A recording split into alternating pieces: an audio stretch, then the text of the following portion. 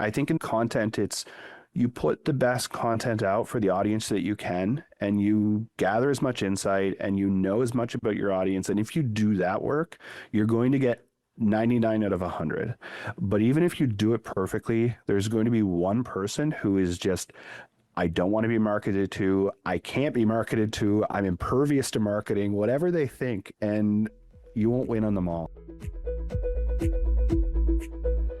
Welcome to B2B Content Strategist, where we bring you insights and practical tips straight from the minds of top B2B content marketing experts. I'm Amy Woods, founder and CEO of Content 10X, and in each episode, I chat with leading B2B marketers about how they consistently craft and execute successful campaigns, even when faced with tight deadlines and limited resources. If you're looking to elevate and optimize your content marketing efforts, you're in the right place. Keep listening. Hello and welcome to the B2B Content Strategist podcast. I'm your host, Amy Woods, and today I'm joined by Myles Carter, Senior Director of Content Marketing at Trolley. Trolley is a payout platform that helps businesses manage and simplify payments to creators, artists, freelancers and contractors while handling tax compliance along the way. Whether it's musicians receiving royalties or influencers getting paid for brand deals, Trolley automates the entire process. In this episode, Myles shares how his approach to AI has completely shifted, and over the past year, he's gone from being somewhat skeptical to now seeing AI as a tool that helps him move faster, refine ideas, and even upskill in areas like data and automation. We also talk about the balance between keeping content creation in-house versus outsourcing. We discuss why finding the right freelancers is harder than it seems, and how Myles is refining content strategy through rapid experimentation. There's so much to learn from Myles' experiences, so let's jump in. Myles, welcome to B2B Content Strategist podcast. It's great to have you here. Hi, Amy. Yeah, it's nice to be here. Thanks for asking me. It's a pleasure. I'm looking forward to the conversation, so I really appreciate your time. So to kick off the conversation, it would be fantastic to just hear really a bit of a summary of your role, Myles, at Trolley, and a little bit as well about what Trolley does. Yeah, so I am the Senior Director of Content Marketing at Trolley. That role is, there's a lot of self-explanatory in it that I am the content group, the work that's done in the content group. I take the lead on that. Our content team has a bit of a broad range of responsibilities. We do everything from blogging and organic content. We dive into, we do some social. We do the social work, and we also do anything that's required to support other teams with content. So if our growth marketer needs ads, we're usually jumping in that. If our product marketer needs some help with things that he's putting together for sales enablement, we're jumping into that. I like to think that we're a keeper of the style, at least the style guide. So even our product team, our sales team, they lean on us a little bit to make sure that everything is clean and crisp and clear and in that Trolley style. And yeah, so it's a pretty fairly decent sized scope of what we do. There's two of us in the team, myself, and I have a content specialist who works with me. She is our day-to-day lead on some of the verticals that we work in. I guess in getting into that sort of leads into what Trolley does. Trolley is a software. We're a SaaS, we're a fintech. We create a software that allows people to pay the non-contract workers that they work with. So if you're thinking about someone who might be in the United States, it's a W-2 worker, that's your standard employee. If you're thinking about anyone else, a freelancer, an artist that might be getting royalties or receiving royalties, you think about influencer marketers who aren't paid as a standard employee, they're paid on a contractual basis. Trolley helps companies pay those people, and we know that more and more companies are basing their workforce on that, and some companies have their complete business model based around that. Seller platforms, two-sided marketplaces, all of these folks who have payouts to do can rely on a tool like Trolley to get that job done. Awesome. So in terms of your end client, there's the people who are the receiving end and the sending of the transactions. Is the client for Trolley more the enterprise organizations and big companies that Trolley gets integrated with, like social platforms and things like that? What does that look like? Exactly. So those end enterprise clients, that's where we're integrated. So it's really interesting. One of the good examples, and I might come back to this example very often, is like a music label. You have, we say artists, but artists and rights holders. There's people who have the right to be paid every time a royalty is due on a certain musical performance. A label will need to pay those folks, and what they will do is they will integrate Trolley into their system. As payments are marked and payments are ready, Trolley gives them access to banking networks and automates that payment system. So you say, I need to pay, let's say I need to pay Paul McCartney for some old Beatles recording that got played. It automates, it has all of the banking information stored securely and issues that payment through payment partners that we have. And then was one thing that I've always found really interesting, because no one likes what happens in January through March, which is tax season. Because I've made payments to a certain artist all year long, I have the information I need to send him his tax forms. And in the US, for Americans being paid by an American company, that's a 1099 form, and there's multiple of those. And for someone who's non-American being paid by an American company, that's a 1042S form. And you receive those, and that's work that has to be done by some finance team that can't start the work until January 1st, and they need to finish it by January 31st. So they have 31 days to get this done. What's interesting about what we do and what I really like is that we're collecting all that information over the course of the year. So when Jan 1 comes, you can just you can check out, make sure you have it, all the data matches your records, hit the next button, it's sent off to the artist or the freelancer or the contractor, and they've got the forms they need, but you've also got what you need to file with the IRS and keep them off your back and then move into the next year nice and easy and free. So Trolley works from the minute you get a new person who you need to start paying, whether that's a new seller, a new artist, someone you sign, to the moment you need to file their tax forms and start the next year over. That data is being built, a record's being built for them to make the process easier for both them and for you on the inside. And yeah, that's really what our product team and our engineering team are building on a daily basis, and what we as a marketing team are trying to help tell a story around is around just making that payment process as easy as possible. Yeah, that's really interesting. I love to hear about that, and that what you were saying about the tax calculations and forms, that must be so handy, because it must save people hiring external support to do that for them. Of course, the IRS are going to love the fact that you help them get the right payment in as well. So looks like there's a lot of people that win. That's really interesting. And you've got, sounds like a small but mighty team then. So there's two of you in the team, and there's a lot that you do. From what you said, your scope is pretty big. So I'm sure you're always very busy. Are there certain things that you decide from the content marketing perspective that you always tend to retain and keep in-house within the team that you work with, and certain things that you will generally look towards getting some help external, whether it's agencies, contractors, black outside expertise to come in and support you? Yeah, so it is a good question, because I've been thinking a lot about it for a while. This is a question that I go back and forth on. I've liked having a big team. I've had a team of 12 in the content group, and we've handled not just the content development, but we've had designers, I've had, and I'm not necessarily at Trolley, but at other companies I've worked at, I've liked having that in-house. I've liked having the person I can knock on their door and say, hey, the style I like in terms of writing, the design I like, the development, I can give you an idea, and really execution's happening in one group. So traditionally, I've tried to keep a lot of that together. In the last year, I've really been looking for how we can do more with incremental bits and trying to find the best bang for our buck. We are a maturing company. We raised Series B a couple of months ago, and we're trying to bring in new strategies.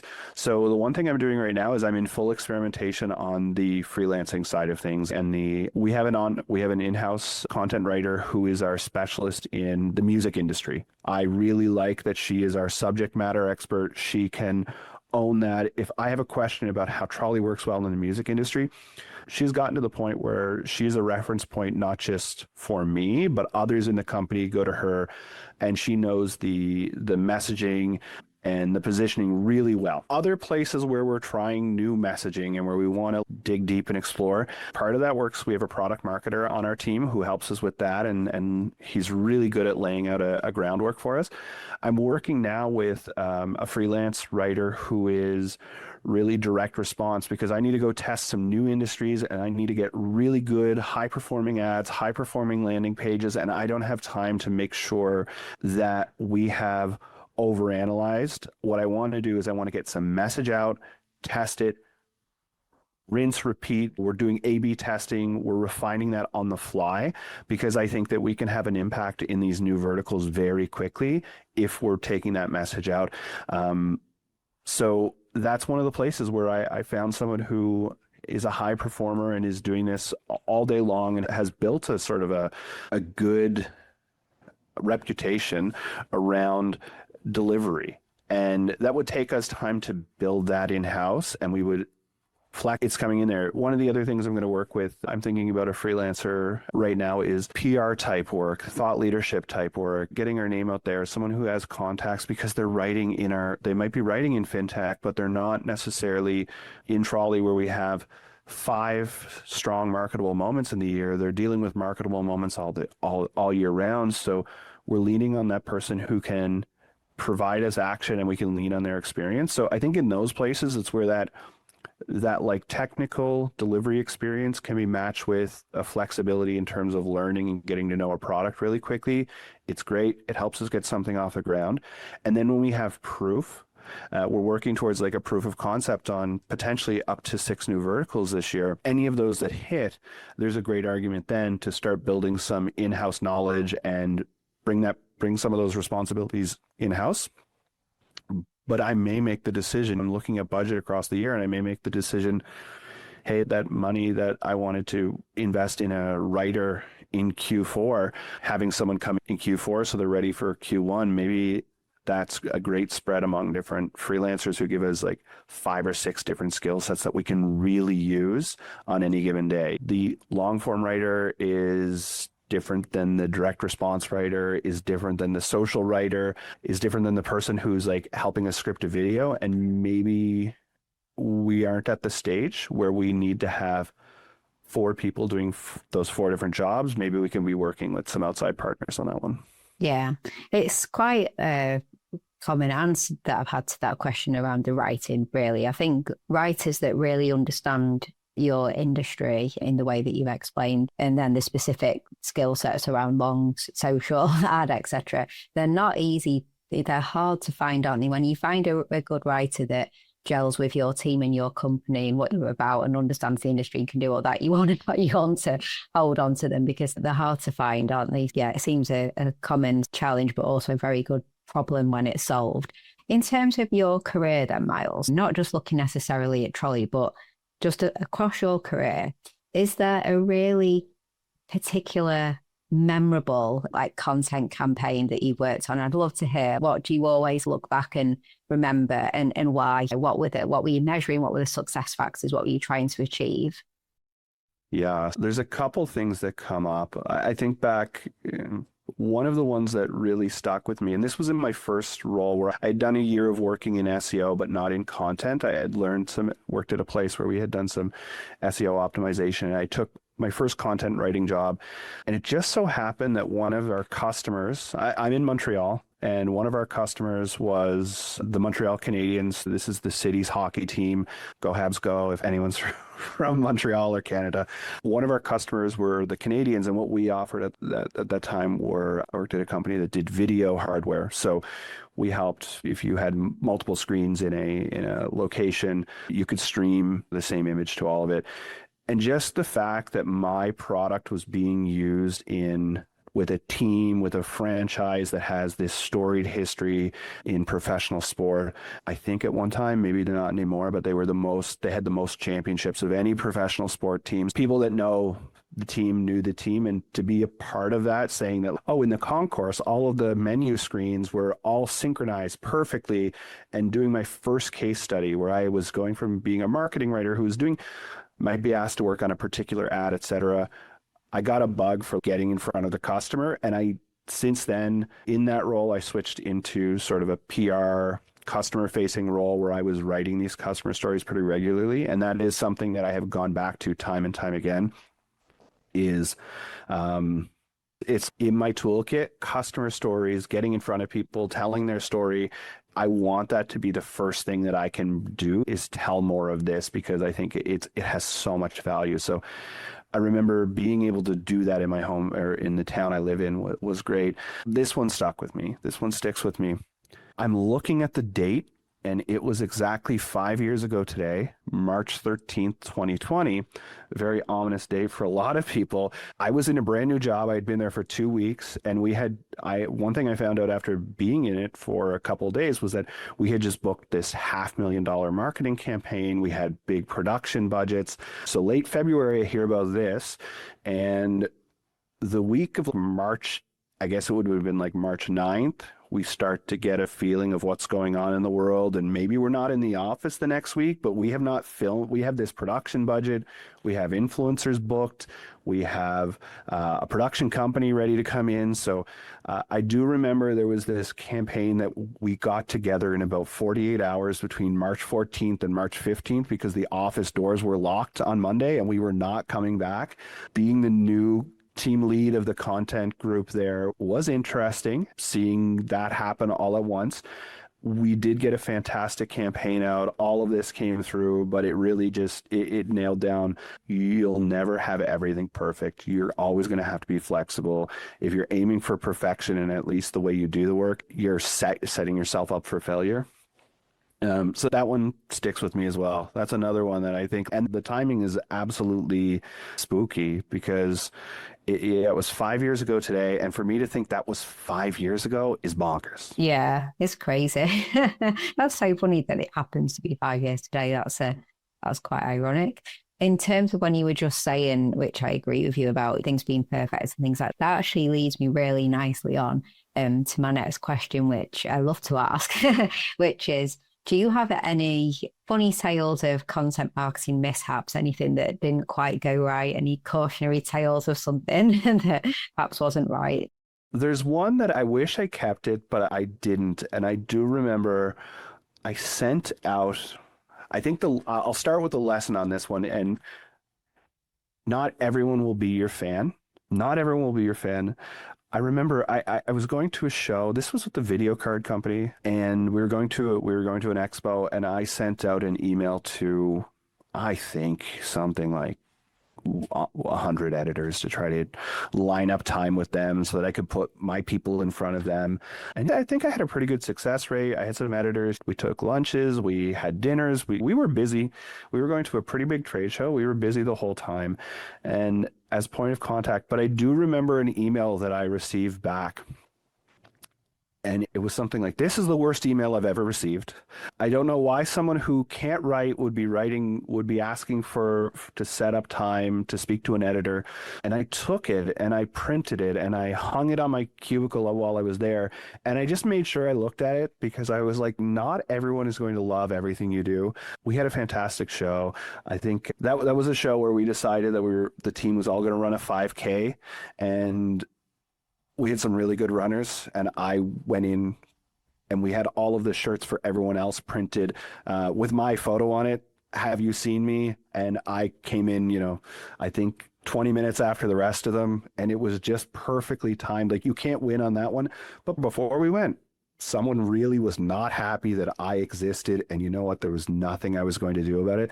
And everything we do, like, I think in content, it's, you put the best content out for the audience that you can, and you gather as much insight and you know as much about your audience. And if you do that work, you're going to get 99 out of 100.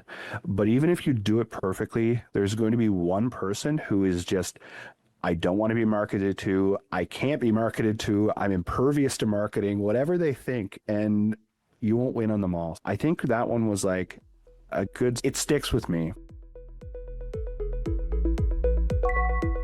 Just a super quick break from this conversation to let you know that if you're a B2B technology or professional services company and you want help with streamlining your content operations, outsourcing your content repurposing is the number one way to produce more high quality content and boost your ROI without putting any more pressure on your team. In fact, it could save your team up to 30 hours per week. We offer content repurposing services for video and audio content. Whether you have a show or you're launching a brand new one, maybe you have an archive of awesome content, be it webinars or a virtual event, or you want help creating thought leadership content that we can repurpose, we've got you covered. Head to content10x.com to see how we can help you and start increasing your efficiency and the value you get from your content. Now back to the conversation. Yeah, but I love the fact that you just lent into that and you printed that off and you didn't let it get to you, just took the right learning. You're not going to please everyone. Not everyone's going to love you. And if you're not getting some responses like that occasionally, you're probably not doing anything that noteworthy, are you? The whole kind of, you do have to polarize in a way. So, and I don't remember his name. So you know what? No, he didn't stick with me either. So I'm not going to. No, I'm sure. I'll thank him for that, though. Exactly. I love that story. And I love the lesson that came from it as well. It's really good. So in terms of content, you guys create lots of different types of content at Trolley, and I'm sure you've created content of all different types across different roles that you've had as well. And it wouldn't be a podcast episode with me without me mentioning something about maximizing and repurposing content. And I'd love to know, is there a particular content type, report, white paper, video, podcast, blog, etc., a content format that you love to create because you get so much repurposing potential from it? So like a favorite type of content that you create that you can repurpose? I think like historically, I would say that one of the places that I've liked to repurpose, because I think you start with such gold, is start with the white paper, not the thought leadership piece, but start with a white paper, start with a state of the industry type document, and that can be sliced and diced however you like.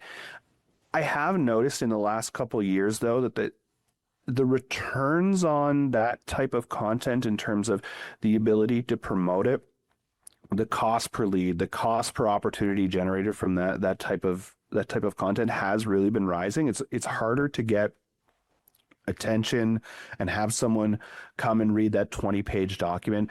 And the repurposing is great, but I find that the repurposing always points towards the larger item, which is then, are you investing more and more? And that's sort of the mindset that we've been taking on, is like, how are we in the long run going to make this? Is our repurposing going to lower the cost of our leads, or is it going to be in addition to, is it going to create this bigger campaign with a higher cost per lead because we're promoting more material? Video, though, has been so intimidating for me. Podcasts, webinars, whatever it might be, you start with something big. And I think that there is a logic to starting with something big and recycling down, as opposed to trying to assemble pieces to build something bigger. I had a meeting in December with our marketing team, and I had a couple people ask what's coming in video. And I said, I don't know if I'm the right guy for video. I don't know if this is where I win. I found a tool. I've been using a tool that I have found it helps me. It really works to my strength. And I don't want to plug anything, but I do want to at least say this is a product I think people can take a look at. And I think there are others like it. Descript is like transcript-based editing of video. Means that I work really well in words. I can take a look at the transcript. I can slice and dice from that, as opposed to a timeline. Does it make it, am I creating like perfect videos? No, but I'm creating something that I think is deliverable and we can get out and Megan, our content specialist who works on the team, is also starting to experiment and using it. We're able to produce videos pretty quickly, and then we're able to take those, slice them down into the clips that we can use to promote them. We're able to take the transcript. We can take that, feed it into AI, feed it into existing pieces so that we bring new quotes in. And I'm really leaning on, I say video, but it's not really video. It's conversational content. I think conversational content is where I think, and maybe we'll get to this at the end of the conversation, but I think conversational content is the type of content that really works and is going to work more and more in the future. 2 people, 3 people, a panel, whatever it might be. There's so many insights coming from that. It can be recycled in so many ways. It can be a master cut. It can be multiple conversations that string together. There's something so flexible about conversations. So it's so funny you should say that, because see, like, I'm grinning because I so agree with you, and I'm so passionate about the fact that there are so many organizations that can be creating really unique and differentiated thought leadership content from having conversations with the experts that exist within the company in different areas, not just the C-suite industry roles and technical roles and things like that as well. And we actually just did an entire kind of 5-part series on our other podcast, the Content Tech podcast, literally about this. We covered how you choose the people to have conversations, how you plan the conversations, how you record them, how you edit them, of course, how you repurpose them and everything.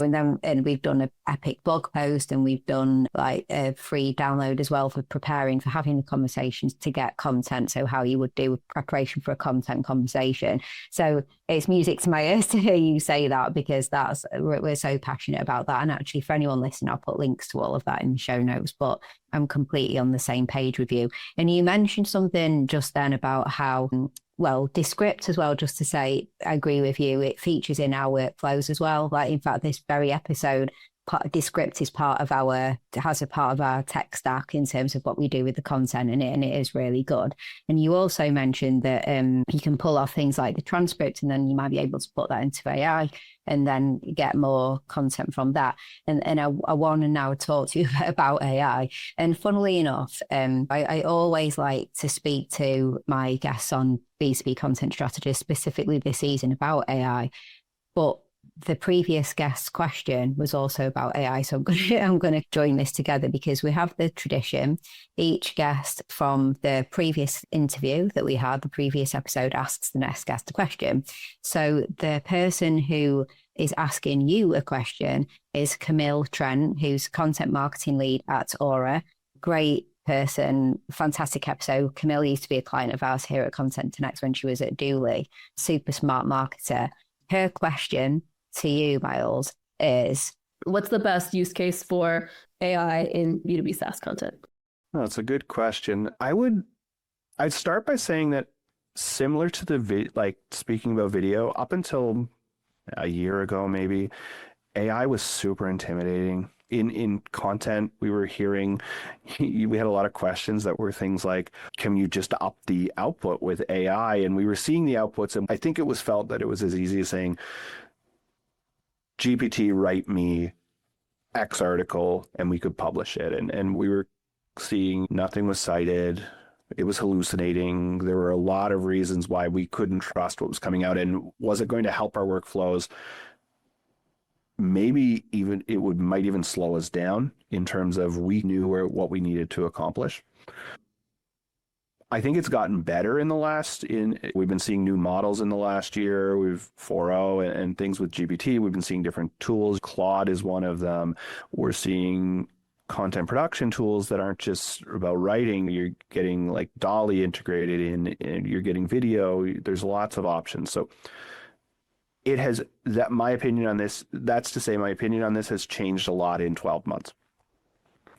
I think the best use can start out as simple as, with good briefing skills, the same that you would brief a freelancer, the same that you would brief an agency, you can use AI to help you develop something, a thought further than you would have, quicker than you would have, test your thoughts, test your assumptions. So feeding AI a brief, even something as simple as, wanting to make sure that you nail a update of what your team's doing. There's things in there that you can say, I know we've done these 5 things. I want to make sure that it's communicated quickly, clearly, and I can get this out of the way because I want my team to know what's happening and I want to move forward. So I would call that like admin level tasks that you can get it to work on.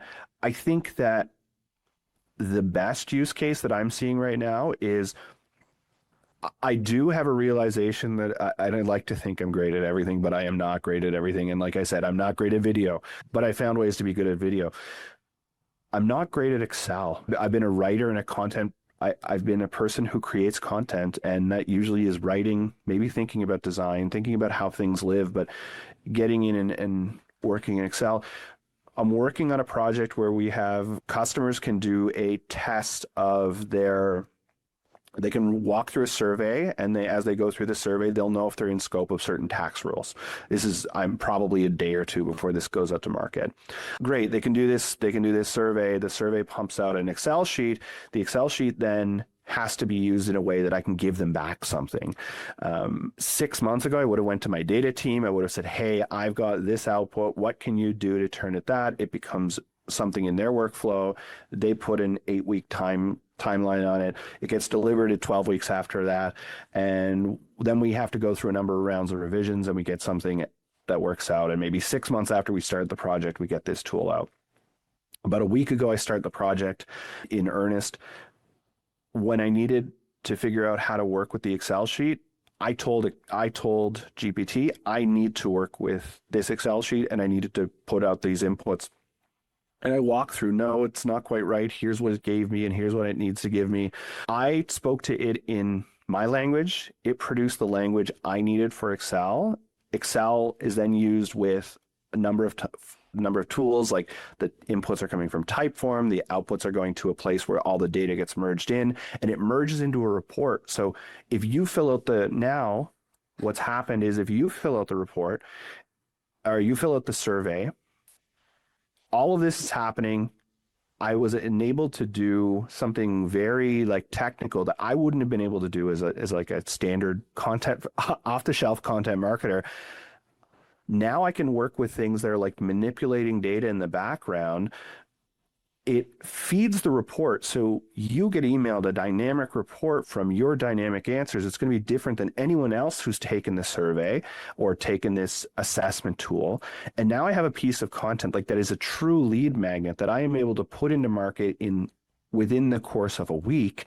And this just wouldn't be possible. And yes, I would have been able to do it with a data expert who could help me with the Excel sheet, but that would have taken time and it would have taken thought, and I would have had to make it, the conversation wouldn't have happened so quickly.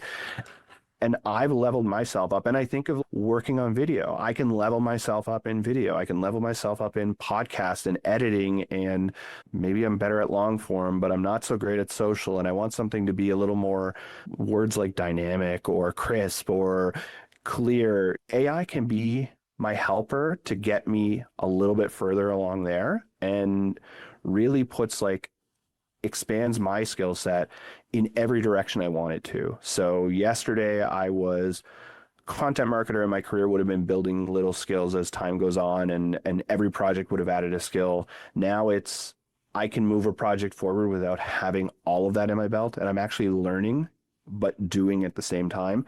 And I found it very empowering, especially in the last 6 months. AI has helped me level up. So I would say best use case is expanding what you can accomplish and what you can deliver with the power of AI. Yeah, that's really exciting and inspiring answer. I love what you just said. What is if you had one go-to tool, one AI tool, like a Gen AI tool, what is your favorite of all of them? What's your favorite? Yeah, ChatGPT has been where I've been working, and at this point, it knows a lot about what I like and what I prefer. I also like some of the tools that are in Descript. I have been using some of them to help speed up the workflow of finding clips, things in there. I've experimented with Claude a little bit, but again, I have the sort of rapport with GPT. Mine's name is Alex. I asked it to give itself a name. It picked Alex. So Alex knows what I like. So I work with Alex quite often. And yeah, it works. It works great. It's a little bit by little bit, but now I'm open to whatever the next tool is. I'm open to trying it. Whereas a year ago, I was thinking this is going to take away our livelihood. I think that people that get good with AI are going to be ready to take on the world, especially in content marketing. I agree. I completely agree. Just excited by it. And there are right ways and wrong ways to use it. And the right ways are so useful and can be so powerful. That was great to hear. So I turn it to you now. So you had a great question there from Camille and fantastic answer. The final question for you is, what would you like to ask our next guest? So if you were with some industry peers, senior people in marketing and content roles, and you could ask a question, what would be the question that you would like to ask? Yeah, something that I've been thinking about and I don't have an answer for yet, so let's throw it out to someone else, is that I think for the last 10 to 15 years, so much of the work we've been doing has had such an SEO flavor to it. It's creating content that is driving search traffic or helping us rank in search traffic.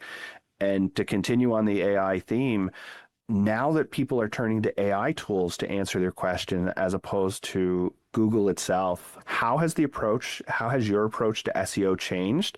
And as a part two to that is, what role does AI optimization play in your strategy moving forward? Great question. I love that. I feel like I've got so much to say, but I'm waiting for what the next guest has to say. Yeah, I'd love to hear it. I'm going to be waiting for the next one because I need an answer on that one. That's great. No, I love it. And it's changing things and it's interesting to hear what people are already doing. So great. I could carry on forever, but we've run out of time. So thank you so much for coming on to the B2B Content Strategist, Myles. It's been a fantastic conversation. So many great stories and so much value that you shared. So really appreciate your time. Thank you. Well, thanks, Amy.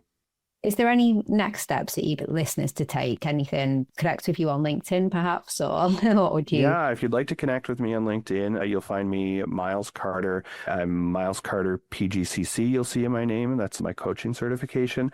As well, if Trolley sounds like a solution that might work for your company, feel free to reach out to me or also trolley.com and take a look there. I think that what we're doing is useful for so many folks, but no, thank you. And I'm looking forward to hearing the next one.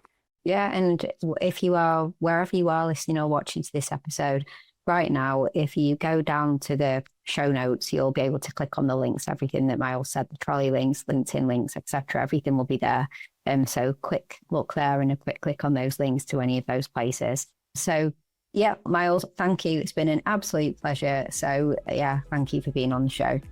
Thanks, Amy. Thank you for tuning in to this episode of B2B Content Strategist. I'd love to hear your thoughts on this episode. Feel free to connect with me on social media. You can find me, Amy Woods, founder of Content 10X, on LinkedIn. If you get in touch, please do leave a message and let me know that you listen to B2B Content Strategist. You can also connect with Content 10X. We're on LinkedIn, Instagram, TikTok, and YouTube. And for more insights on optimizing your content marketing and the power of repurposing, head over to content10x.com. You'll discover valuable resources to help you maximize the impact of your content. We have our sister podcast, the Content 10X podcast, hundreds and hundreds of blog posts, and a library full of free resources and guides, all about how to be a better content creator and content repurposer. If you're seeking consulting support or a trusted partner to handle your content creation, repurposing and distribution, then also reach out to us. We offer a world-class, fully managed service that takes care of as much or as little as you need when you need it. Once again, thank you so much for listening to this episode. I'll catch you in the next one.